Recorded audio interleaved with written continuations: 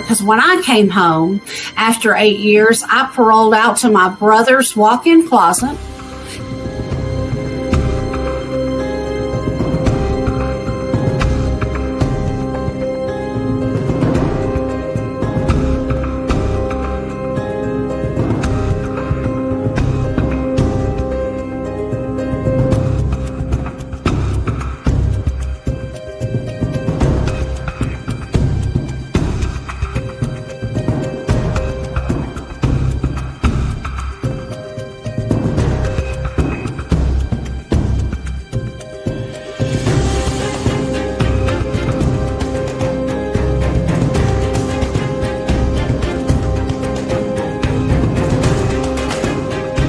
I still got 3 years of parole left.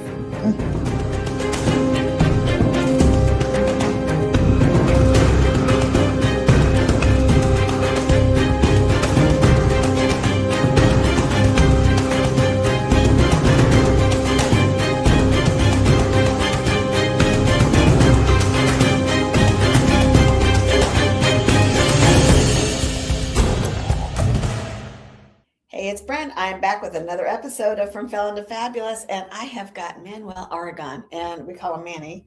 He's got a fantastic story. So for those of you out there who think you can't do it, you got to hear. You got to hear what he's got going on. I'm just going to start with that. Let's just jump right in. I appreciate it. Where do you want me to start? You've been called a few things. Yes. I think I've carried some stereotypes at a young age that were uncomfortable. I think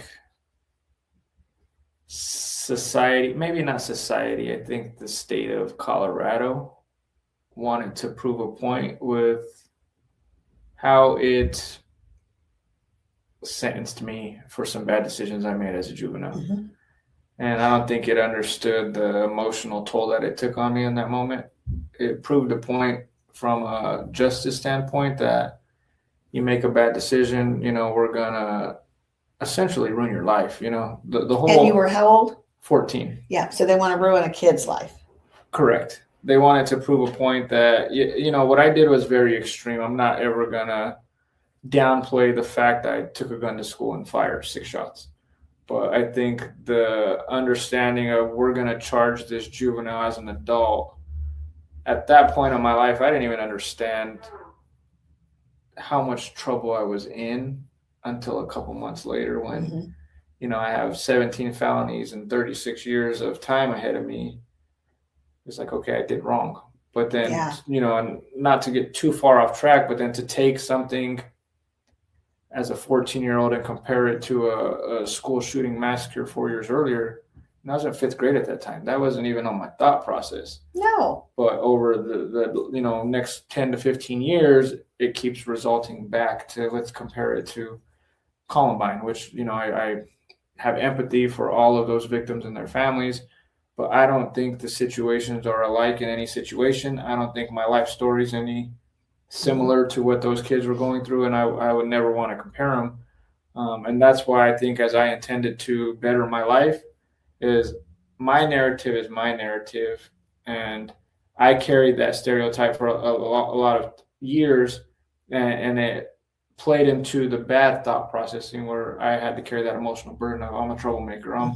My family downplayed me, and I didn't feel accepted by society. So I worked really hard to overcome that stereotype and almost used it as fuel once I made that mental change to say, okay, how can I? Yes, this is here on the left hand, but now I'm going to go stack accolades that are going to offset that and create balance was the goal. So let's back up. Why the gun at school? I think it was never intended to go to school and fire a gun. I was just doing things that I was exposed to at a young age, and I didn't really see any problem with it because of what I had been exposed to. It was normalized. It was your life. It was normalized in every environment that I was in. I mean, you could get a gun for $200. It wasn't like I went out of my way to go to. It wasn't premeditated. Yeah, it wasn't something you went to get to go do something. It was so normalized where every group I interacted with, someone had a gun. Someone was selling drugs. Someone was in a gang. Someone was fighting. And it wasn't glorified from that perspective. I just thought it was normal. I hate to say it, but that's the truth. It was your way of life. Yeah. So you said something when we were talking that was powerful. I asked you if you would do anything different. And you said, with what I knew at the time, no, because that's all I knew at the time. Right. So it wasn't that you didn't know any better. It wasn't that you cared about having a gun or hurting somebody. It was just your way of life. And you truly didn't know any better with the information that you had at the time. Right. And I think me being a logical thinker, it was like a simple math problem for me. I'm outnumbered. I'm undersized. I have a gun. You don't. I'm going to protect myself. You told me you were scared of getting jumped. Yeah, 100%. I mean, I'm outnumbered. I had been in a few fist fights at that point. I probably lost more than half of them because I'm smaller than everybody I'm fighting. And, it was just one of those things where I'm walking through the neighborhood. I got to walk through this park to get home. And God built in me a confidence where I'm walking to the park to get home. If I got to get beat up to get home, I'm still walking through the park. Yeah. And, it's probably a bad way of thinking, but that's kind of where it created a little bit of animosity and everything around me. I had my home life. Parents are getting divorced, and sister and brother are off doing their own thing. And I almost felt secluded to the point where nobody understood what was going through my mind at that point. And I'm looking at life like, oh, no one cares about me. No one's there for me. No one notices me. So you're just going to do what you know. Right. And so I was throwing the newspaper with my dad, started hustling, selling weed, doing all this stuff that a kid 10, 11, and 12, 13 shouldn't have been doing. No one was really aware of it. I don't think they understood how deep I had gotten off track at that point. And it took firing 6 shots at school for my parents to maybe realize he's going down a path that he shouldn't be on. And I think it was too late at that point, and to the point where I lost 2 years of my life for it. And hindsight as a grown man, it was the best thing that could have happened to me, because I could have easily killed somebody. I could have easily went down the gang path. I could have easily done something much worse than what had occurred. And you could have been doing life in prison. Correct. Yeah. 2 years, 14. Talk about that, because you got adult charges. Correct. So I was sentenced as an adult. I had a plea bargain to be charged as an adult felony and sentenced as a juvenile. So that was the plea agreement. Mm-hmm. So they wanted to make it a stamp on my life that I was a felon. I'll never forget that sentencing date. You will carry this with you the rest of your life. So that was the intention. That's what they wanted. Yeah. Mm-hmm. And to say, or if it was just juvenile, it would have went away. Possibly been expunged or, yeah. And so I didn't understand how that would play into my career path, my educational piece. I mean, everything that I've interacted with, I'm sure anybody in a professional setting, at some point you're going to come across an application that says, have you been convicted of a felony? Mm-hmm. And I think mentally I'm past that, but it's always that little reminder of, I have to acknowledge this happened, but it's also a reminder of how far I came. And you have come far, because now you're what, 37? 37. That was a long time ago. Yes. But you're quite accomplished now. Yes, you've done a few things, and that's the Manny that I know. So the show is called From Felon to Fabulous, because you really went from felon to fabulous. So we're changing your title. So I have the same label, I have that label, but it's not who I am. It's something I did, right? And now I embrace that title, that label, because had that not happened in my life, I wouldn't be doing what I'm doing now. And so you're quite accomplished. Yes. You've decided that you were not going to let that be your future. Let's go to that mindset. How did you get, we're going to tell them what you do now, but how did you get from there to here? What changed from 16-year-old Manny out of prison to making the decision to become who you are now? I almost felt like I had no choice. It was survival instincts. It was keep living the life that I was living and continue to. The piece where I think the light switch changed in my head is I'm the one who's carrying the pain. I'm the one who's in isolation. I'm the one who's having all these internal emotions to justify the decisions that I was making. And once I started to acknowledge that I can do better, then I started to do better. It's like you said earlier. Yes. If you knew better, you do better. That's right. But sometimes if you don't have the context of here's how to do better, you're going to continue to, the stove's on and I have to burn myself. Mm-hmm. When you touch that, you're always going to have that scar. And it's and you remember it. And then, next time you go by there, you're going to be a lot more careful. That's been my entire life. It's just been trial and errors. I felt this horrible emotion. I lost somebody. I didn't want to feel that again.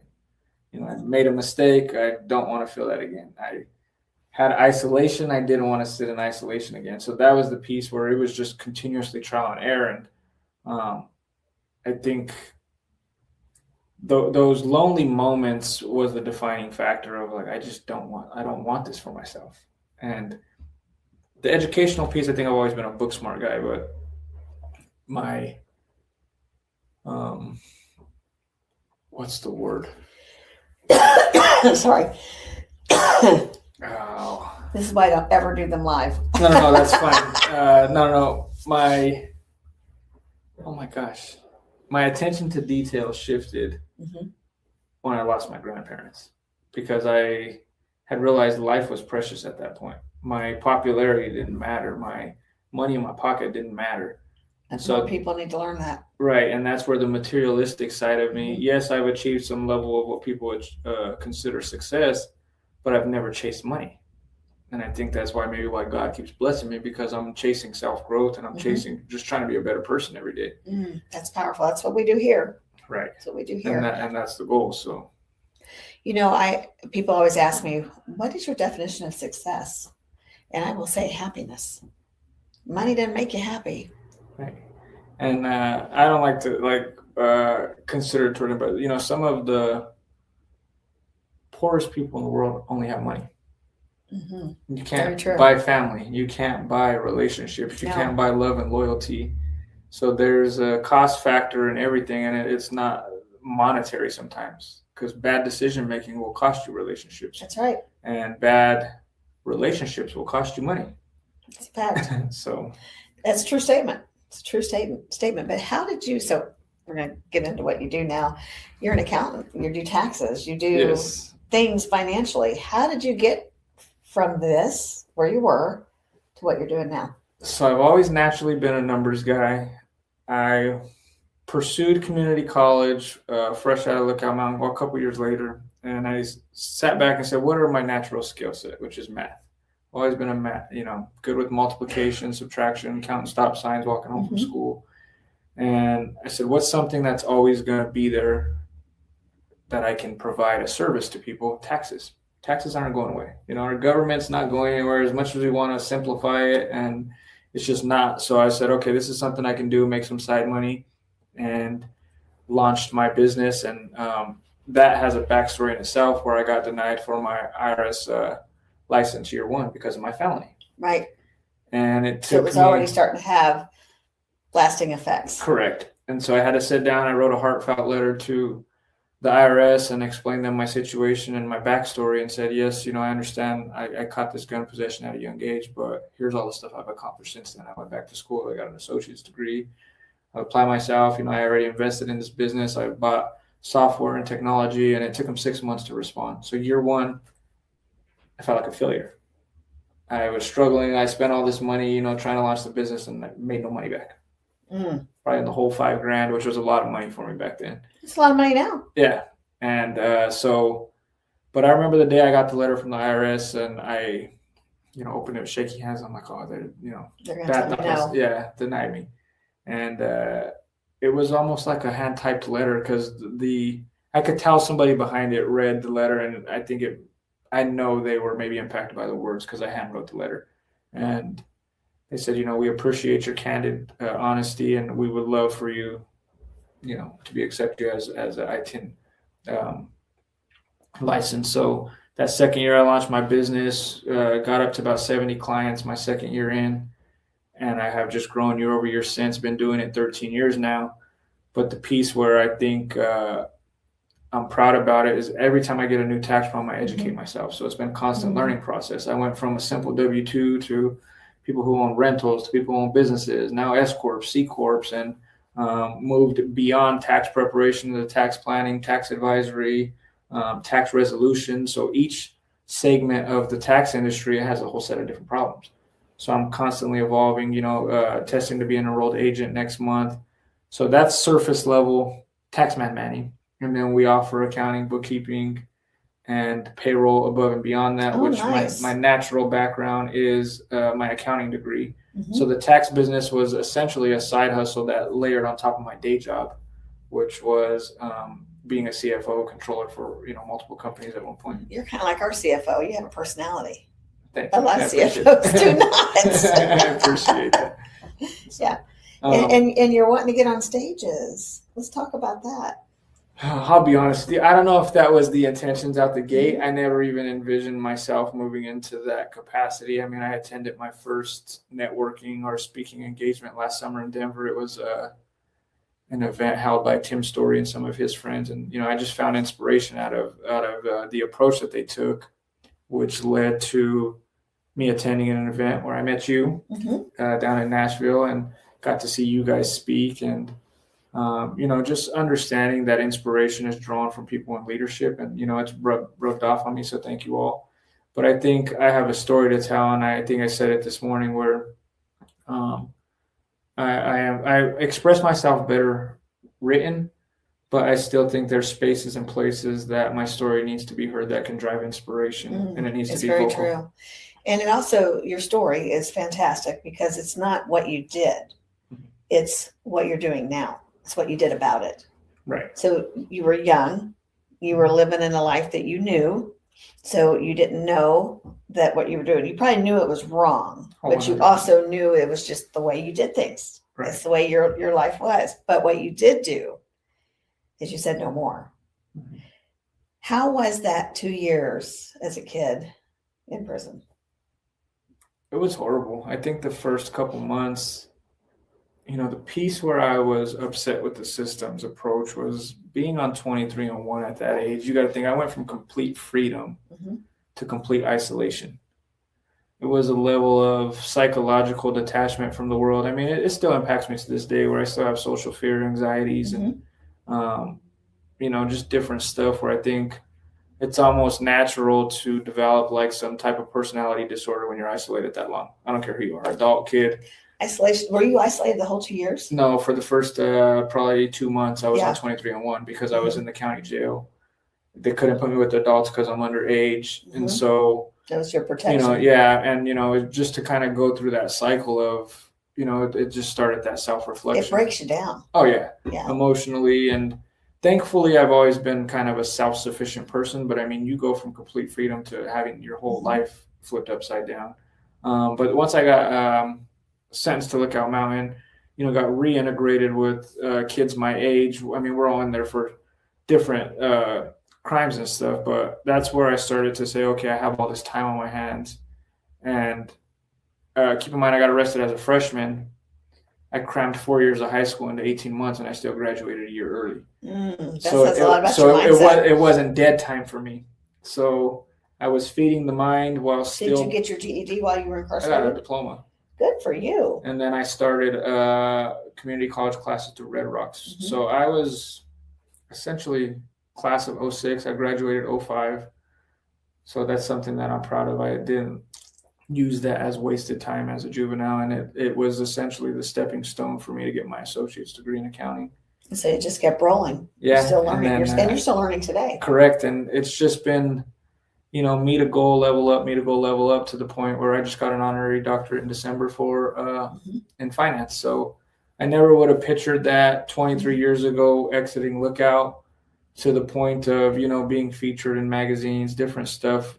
None of it was ever the goal, but I think my character maybe is why God is putting the spotlight on it. And it's not what I looked for, but I'm thankful. But it's your character, and you're right. God does see your good. And he's wanting other people to see that change is real, especially through him. Right. Because when you lean on him, the Bible's very clear that I'm going to turn all things for good. Right. And when you trust in me. It's that adage, though, faith without works is dead. We have to do the work. That's right. You can't just have believe to do the work. Yes. A solution's going to show up if you're going to sit on the couch. Oh, no, it's like that guy on the island that says, Lord, save me, and the boat comes by, and he doesn't take it. And he doesn't jump off the roof. Yeah, that's right. That's right. And then, the plane comes by, and he, I guess, literally thinks God's going to pick him up with his hands and move him to safety, and you still have to take that action. I agree. You do. And you got to continue that action. So you just can't do the one good thing and think things are going to change. You have to continuously be improving. Well, and I think we can all attest, reaching a level of success has its accolades or, pat on the back, but to sustain it is work in itself. Like getting there isn't the goal. It's also to maintain it and also then go teach it to someone else behind you. That's where you separate being a follower from a leader is I can get here. Now, how do I help you get here? And that's kind of what I look to do with where I'm at today is I've achieved some level of comfort. And now I'm fortunate enough to get back to the communities and the places that I'm going. And you have a passion for the youth. Let's talk about that. Yes. If somebody like you would have been in school talking to the younger you, would that have maybe helped? I think so. I think this kind of started with my dad and one of my mentors, Eddie Armijo. He's a good guy that had passed away a few years ago, but they stepped in after the gun incident and played a role of that in my life where my dad's, been involved in Youth for Christ and a lot of stuff since that. But maybe pre-gun incident, I didn't have that. So it kind of inspired me to maybe make the changes push me onto how I got to where I'm at today. But I see the young kid now. To answer your question, yes, 100%. If someone would have came and spoke to me, it might have put a seed in my ear that where I would have maybe grew in a different direction. And that's the goal is to maybe touch that one kid where he don't have to go serve 2 years for a gun possession or even, I lost a niece in 2021. She was 18 at the time. And just to have people understand the circle we surround ourselves with is going to dictate where we go. And and sometimes you have to separate yourself from even family because they're not the right circle. I say it all the time. So they're still your family, but you deal with them differently. Just love them from a distance. That's all you can do. Happy birthday, Merry Christmas, see you later. Yep. But they're your family, so you can't change that, especially if they're your immediate family, your mother, your father, your brother, your sister, sometimes even your own children. Right. You're still young on that, but you do have a kid. Yeah. How has that impacted you? I think I don't want to say I was a little more egotistical. That's probably the wrong word. I was more material minded before becoming a father. I wanted the nice cars. I want to drive a Porsche. I want a big house and all this stuff that I thought labeled success. Where once I had my son, that mindset shifted drastically. Now I'm like, okay, how can I put you through school? How can I, stuff that I think is intangible because time with him, I can't purchase. He just got his teeth pulled yesterday and I'm like sitting here like, oh, wow. Well, I don't want you in pain. And like you have this just natural way of thinking about the kids. And it shifted me from just wanting to make sure that he sees me in a good light. And with the writing of the book, I think he was a big inspiration behind that because I'm like, I want him to know who his dad is. Not who the world says he is. Right, exactly. You can go Google and say, that was my dad. And so, there's that stereotype, but I think it starts with him is just to say, I want to provide him a blueprint, a foundation where he could be anything he wants. If he wants to go land on the moon, he can do it. I want to support it wholeheartedly. And if I disagree with something he's doing, I want to paint it in a constructive way where I disagree with it and not attack him. You're right. And we should be encouraging our kids in that way and not attacking them. Right. When I was growing up, I feel that when we did something wrong, we were attacked. So it's nice to have that feeling of, let me tell you how I would do it versus how you're thinking of doing it. Right. And maybe had you had a little bit of that yourself, you might not have had that gun in school. I agree. And I think there's forms of discipline where, not to say my parents weren't present, but I didn't see eye to eye with a lot of the things that were going on at the time. And it was a level of emotional detachment from everybody where, my dad probably could have stepped in and played a bigger role, but I think he was focused on raising 5 kids at the time, single dad, working 2 jobs, where I seen it, the exhaust and the burnout from that. And you're the baby. And I'm the baby watching everything occur. And so, to just see like my brother and sister have kids at a young age, I didn't have my son until my early 30s. I think that played a role. So it's like learning and deflect almost to the point, but I still fed into the negative behavior. And it was like my thought process always came from a hustler mentality where I wanted to make money. I think we all wanted to make money. And then, you start to get some of that stuff. And it's because we think that's what we have to do. But then you achieve some of the material possessions, and it's not really what it's cracked up to be. Like, oh, 100%. My car's nicer. Oh, it goes faster than the Pontiac, that I had. And, I remember catching like the bus home, and, some of them happiest moments of my life was before I made any money. And that's where I try to, speak from that context now, where people always say like, oh, I've had groups of people where they're like, oh, you have it good. You never been through nothing. And that's why I'm telling my story, because like I've been through a lot more. Just because I don't shed a light on it doesn't mean I haven't experienced it. No, that's very true. But you have a very humble personality. You're very approachable. You asked me, why me? What do you see in me? And what I see in you is somebody that genuinely cares about the welfare of other people, that you don't want them to make those same choices that you made, or maybe they've already made it, but they don't know how to come out of it. So your passion for the youth is, what if I'm that one person's story that they hear that's going to make a difference, that they might decide, maybe I need to change the crowd that I'm running around. Maybe I need to give my parents a break because my dad is tired. I'm not understanding from their viewpoint. Or maybe somebody just needs to see me. Right. And when they see that, we speak at schools all the time. And when they can see themselves in your story, they might not have brought the gun to school, but they might have been raised how you were, and they could see how they could have brought the gun to school.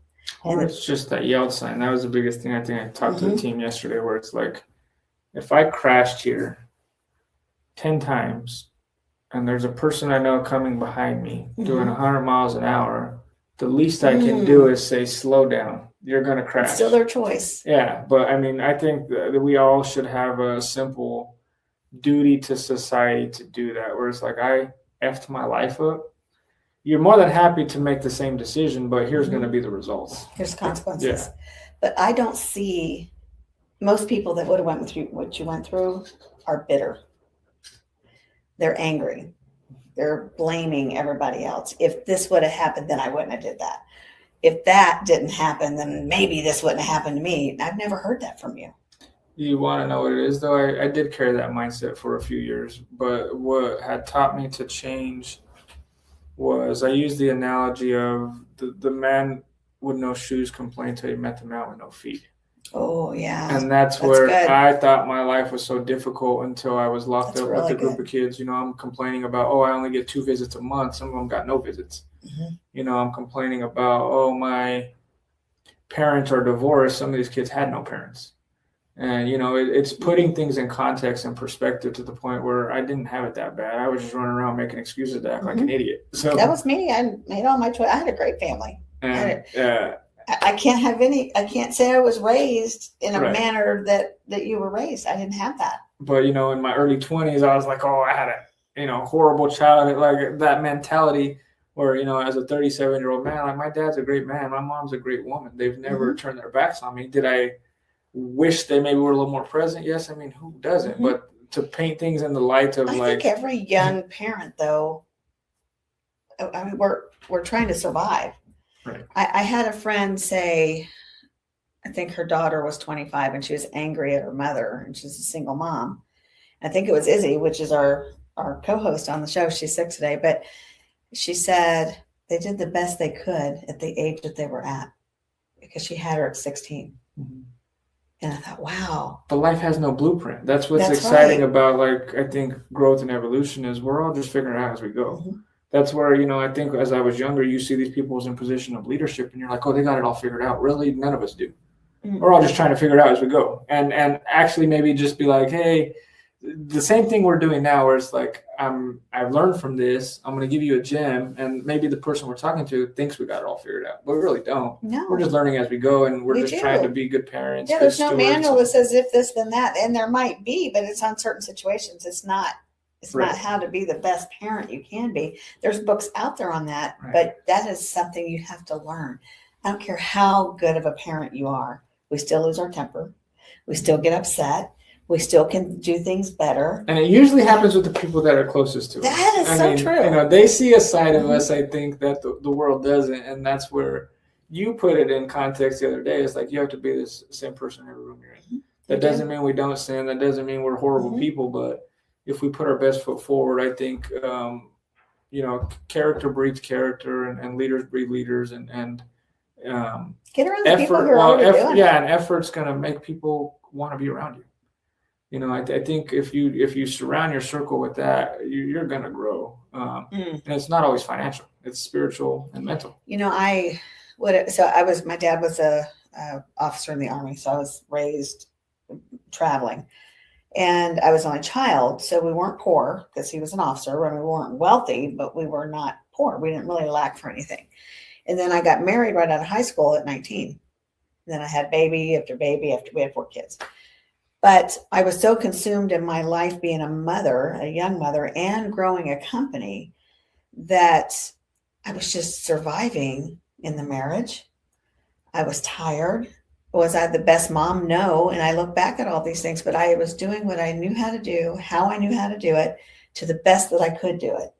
And it's tough. So now my kids are teenagers and life's slowing down a little bit. And I could see, wow, we probably could have did this different. I could have did that different. Right. And then I get sick with cancer. And I started viewing life completely different. Like you said, with your son, the materialistic stuff went away. If you're not healthy, none of this material stuff matters. That's right. And I remember walking in a Walmart. My husband said, "Can you grab some milk on the way home?" And I'm walking in and I'm like, nothing here. I just went and got the milk and that was it. Nothing else mattered. I didn't care about looking at the clothes. Didn't care if I needed new underwear. I just didn't care. I went and got the milk and I went home. And I had that mentality for a long time. Like I wasn't that I was going to die. It shifted who I was and what I thought about things. Right. So I wanted to get home and spend time with the family. So survive that. And then here comes prison on the backside of it. And I thought, man, I have really ruined my testimony. I've ruined my life because I'm a Christian. And it's different to go to prison and get saved than to already be saved and go to prison. So I'm thinking, I have just blown everything, right? But I realized my story is just beginning. And it took me years to realize that. In fact, it took me hearing somebody else tell my story to realize that's something I can get behind. Oh, wait a minute, that's me. He's talking about me. And I said, you're not this horrible person that just made bad choices. And I look at things differently now with the way other people do things. Right. And I said that from that point on, I'm going to be the same person at church, the same person at work, the same person at home. One thing I always keep in mind is, I forget where I heard this, but it's not a testimony if you haven't been tested. That's true. And that's the way, you always have to, true. When I approach situations that make me uncomfortable now, I ask God, okay, what are you trying to teach me? Mm-hmm. Because if I keep having... Where's the lesson in it? Yeah, if I keep having turmoil in these same situations over and over, to me it says you're trying to teach me something I haven't learned. Why do I keep going through the same thing over and over? And so you have to be self-reflective to say, what is it that I keep struggling with, whether it's relationships or, fights with spouses, partners, whatever you want to call it. And you don't get it right day after day, but you could approach it differently. And so that's the other thing is I try to teach my team and my distribution company, the approach provokes reaction. How you talk to people, it influences their reaction. If you come in piss poor attitude and you're chewing your driver's butt, they're going to be bad. Where if you come in and say, hey, I disagree with you being late today, here's why, the reaction is different. Or if you come, they can understand your side. Yeah, and so you have to do that in business context and in your home life. And are you guys hearing this? It's just things but you just said something we didn't talk about. What's that? You don't just do taxes. I don't just do taxes. So that's about 20% of what I do. So I also own a distribution company in Colorado. Mm-hmm. We do Hispanic food products, statewide distribution. We'll be expanding. We just launched our website like a month ago. And you also have your own product. Yeah. You have your own brand of something. So we do cinnamon sticks, powders, different stuff. So that's selectnewmexico.com. So that's cool if people want to check it out. And we'll start the marketing on that pretty soon. Would you ever thought you would have been here? Not at all. This is new for me. I mean, to be in the middle of the country, talking about my life, I would have never guessed this a year ago. I mean, I was attending the event in Denver, just really thinking, growing. I mean, the plan was to expand the firm, but I never thought I would be talking about my life story. And it's also led to the other opportunities over the last year with like the magazine covers and stuff that, it's cool, pat on the back, but it's definitely out of my comfort zone because it's not about your comfort. It's about the people you can help right out there. But then I remind myself my pastor told me, God cares more about your character, not your comfort. That's right. So I try to live by that. And you bring this, I've only known you a short time, but the entire time I have known you, you talk about God and you talk about how you're going to basically glorify him. What are you trying to teach me in this lesson? And then how am I going to pay it forward? So, I mean, You don't say it in those words, but your mannerism says it. Your heart says it, and we could see it. And I think isolation is where I found my faith, and I'd never lose sight of that because at that point, the world didn't matter to me. The people around me didn't matter to me. I feel like at that point, maybe in my mind, everybody let me down. They turned their backs on me. You went through it. You know that thought process when you're isolated. And I never forget God's the one who pulled me out of that mental slump. He's the one that put the confidence in me. He gave me the skills and the talents that I have. And that's something that doesn't come from a book. That's something that doesn't come from a school. I mean, for me to reach the level of accomplishments and accolades that I have, if that doesn't show God's will, there's something wrong. So behind my desk, I don't know if you've seen that, it is a collage of pictures. And that hung on my cell. And usually you don't walk out with that stuff, right? And you're not allowed to have stuff out in your cell either, not where I was at. And it started off with just this little tiny thing. And I would stick pictures as they came. And it grew into this big thing. And it says From Felon to Fabulous on it. And I did a lot of drawing, so there's stuff in it. And I was able to look back at this to see the love that people were pouring on into me while I was incarcerated. And I have a little snippet of a letter, and it says, I love you. And it's from one of my aunts in West Virginia, who's now in June will be dead 2 years. So for me to look back at this and see the love from the outside pouring into me on the inside from family was powerful. And I'm just thankful that I got to experience it. And people say, what are you talking about? I don't ever want to go back, but I'm really glad I went. Because I got into you, yes. And I saw so much love from a jail cell. I saw it from God. I saw it from my family. And it made me realize that the very thing that I thought I was looking for, I already had. Go figure. And I think, I love the title of the show, Felon to Fabulous, and that put the thought in my head. It's the same thing. It's like, I have the manufacturing background, so I always say from seed to harvest. There's a starting point for every trajectory of what we're trying to do, whether you're a startup business trying to take it to the next level. It's the starting point, and that's where if we could teach anybody, you have to start. You have to show up. You're not going to get a job if you're at home sitting on the couch. You're not going to launch that business, and that's where I'm just trying to step into those places where it's being fed to me, and then I can go feed it to others. We just did a youth event this week. We were in Topeka, Kansas, and we were talking to the alternative high school, and we had about 20 kids. It wasn't a whole lot. The first school we had 130, but these kids were the troubled kids.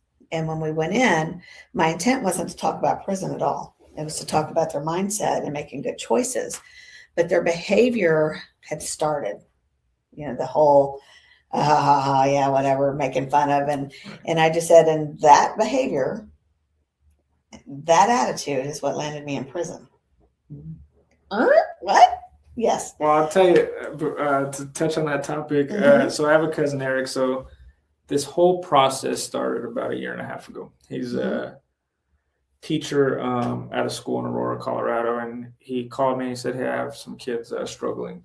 Similar, decision making that you're going through. I haven't been in a high school since the gun incident at this point. So I go over there one day. I'm dealing with all my own life problems at this time, and for some reason, it's just in my heart to go talk to these kids, group maybe 15, 20 kids, and sit in the front of the class just like we are now, very scared, that whole cycle of like, is this right for me? What am I doing? These kids are going to judge me, and they're looking at me, and I could see in their faces too, like, who's this kid? So I tell them my backstory, and, at that point, some of the stuff that I had accomplished before even going on this media run, and it felt good because I could see it resonated with them. And that's where it started to develop the passion for the kids. And, I've had a couple kids text me since that incident just to check, hey, you know why that is? Think about you. They realized that you were them. Right. They maybe didn't have a lot of the same things and they didn't get in trouble yet, but they were on a path. And so they stopped when I was talking to them and were starting to listen. Right. And when you're talking to these kids, it's never going to happen to me. When we're young, it's not going to happen to me, right? But when they hear somebody at their age that got in trouble, it makes some, if it only reaches one, you only can change that one mindset. That's what matters. It's worth it. No, it's worth it. So. But see, I didn't realize my very first youth event, I'm not really a youth speaker. So I just organized it and I kind of emceed it. And it was, I can't even think of the name of school now, but it was at an alternative high school. And he said, the kids wanted to hear more from you. And I said, well, I was just emceeing. He said, but you said you had been to prison. And I said, I didn't think they'd want to hear from a 46-year-old person that went to prison, that got out at 50, and they said, it's not that. A lot of their parents are in prison. Right. So they are judging themselves and who their identity is based on that. Well, and that's where, to speak from that perspective, we carry these emotional weights around. And, it's, I kind of dealt with it about like my family's addictions growing up. Like I wanted nobody to know what was going on at home. We almost walk around there's a time we didn't talk about it. Yeah. And it's like, oh, I don't want nobody to know. And the reality is as I've matured and gotten older, we're all kind of just messed up in our own ways. We are. But the fact is, I think some of us are just trying to verbalize it openly and then be accountable to ourselves is where the growth starts. And then I think that's where you meet like-minded people and it's like, oh, I'm not the only person who feels like this, and it's eye-opening. That's it. Or there's somebody out there like me. Right. There's somebody else out there that thinks like me. Right. Yeah. So, and I tell people, and I told those kids, good choices and decisions are something you have to make for the rest of your life. It's not just a youth thing. I mean, I went in at 46 and walked out at 50. I had to make good decisions then. And I'm going to tell you guys something. We just had lunch, right? And I don't know if you noticed I shifted a little bit. And I don't know if you heard Brian say, stop it. Who cares? Because somebody from our past had walked in. And this is a person that I thought might come make a scene. And he was like, we got this. It's okay. It's all right. So, I have somebody who lived through that with me that's still working today with us, taking my side at the table when I'm sitting there with you and, 7 of us. I'm thinking this guy's going to come over here and make this big thing. That happened today. Right. And so that set me back a minute. And I had to realize, stop it. You are not that person anymore. Right. Be proud of who you are. Be proud of what you're doing. And I got up to go to the restroom. I had to walk right in front of them. Right. But that shows a level of growth, right? To the point where like even us, I mean, I think all of us have I still thought about it for a minute. I was right. Uh-oh. But for me, I think about the same thing where I could easily divert back and start blaming my life situations now to go back into bad decision making. But the reality is that people who have supported me and I need to be a better person because I know better now. I can't keep diverting back to the same behavior. And you can't hide. Yeah. And you can't hide. What's that a quote where it says, the definition of insanity is doing the same thing over and over again and expecting different results. But I was getting ready to hide. I almost told him to trade seats with me so that my back was to him. Yeah. But your mind, it still goes through things. And I had to stop myself and say, no more. And that's a good point though, is we're all going to deal with, I use the 80-20 rule. If 80% of your day can be good thinking, and 20% is bad thinking, you're going to grow. But tell me what that little incident today means. If it was you're being tested. That's right. So I still have the testimony. Yeah, exactly. And I could have backslid some more. I could have not backslid in my behavior, but in my thinking. Right. Thinking, okay, maybe I'm not good enough. Maybe I shouldn't be doing this. But that never went through my mind one time. Right. 2 years ago, it probably would have. Now I'm like, is he going to come over here and be a jerk in front of everybody? That's what was going through my mind. Well, and I think that's where a 14-year-old Mhm. me should not react the same as a 24-year-old Mhm. me, as a 34-year-old me, because we have to evolve and get better. That's right. And if we are reacting the same way, then I feel like you're failing yourself. Say that again. You're If failing you're yourself. failing Yeah. yourself. That's, and you are. Yeah. And true change is being able to recognize the steps in the process and where you are. And when Brian said, knock it off, don't let it bug you. I had to really realize, you know what, he's right.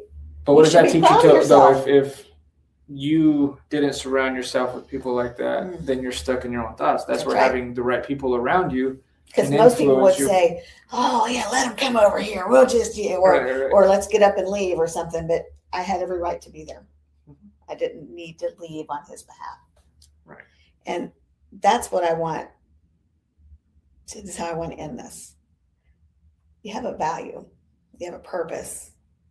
You are worthy to have a good life. So I want you to talk to them about that. What if they're genuinely trying to change? What would you tell them?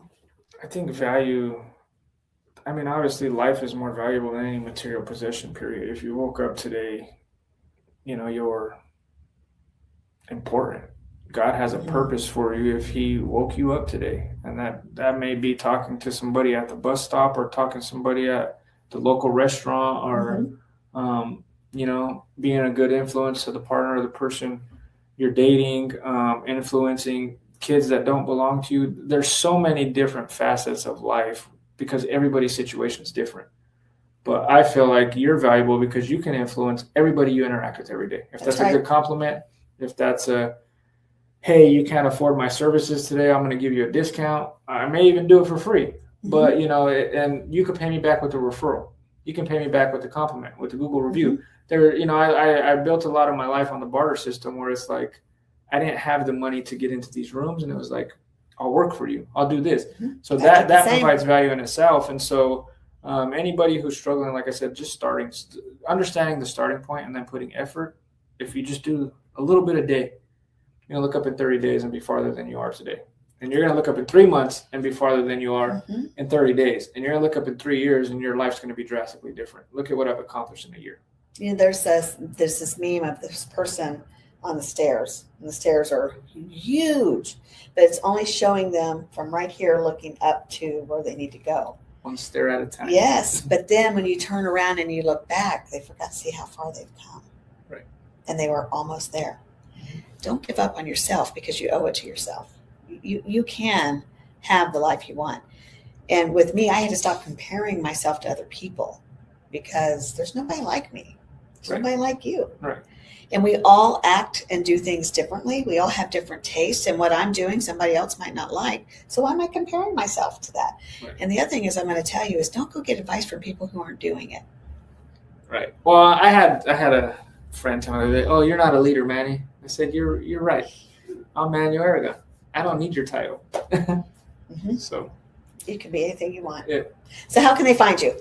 www.aragontaxreturnservices.com. My social media handles are across the top. And from there, I'll be launching the other website, selectnewmexico.com. Well, we've launched it, but we're still making some tweaks for the shopping carts and stuff. If people want Hispanic food products, so we'll update that. And you have a book.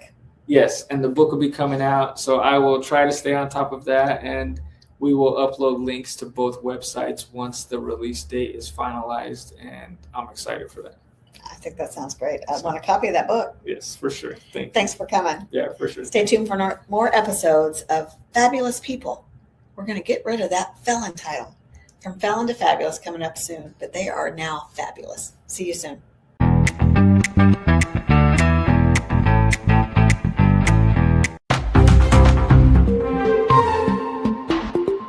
Or do you want to be the person that's that soothes, that loves.